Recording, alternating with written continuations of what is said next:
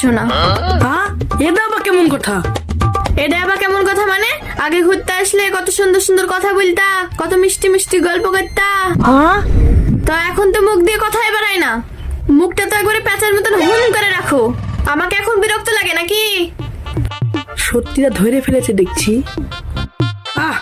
আগের ব্যাপারটা ছিল আলাদা, আর এখনকার ব্যাপার হলো আলাদা। বিয়ের আগে 15 দিন পর পর দেখা করতাম, তা অনেক কথা থাকতো। আর এখন তো রোজ একসাথে থাকি, অত গল্প কোথায় পাবো? কিসের আলাদা? আমি আগেও জয়া ছিলাম, এখনো জয়া আছি। কিছু গল্প না করলেও আমাকে তো দেখতেও পারো। আমি কত সুন্দর করে সাজে আছি, কত সুন্দর লিপস্টিক দিয়ে আছি, আমাকে যে কত কিউট লাগতাছে, কই তুমি একবারও বললা না? আর ওই পাড়ার হাসিব আমাকে বলে, বৌদি তোমাকে কত সুন্দর লাগছে। ওই জন্য তো ওইদিকে মনটা চলে যায়।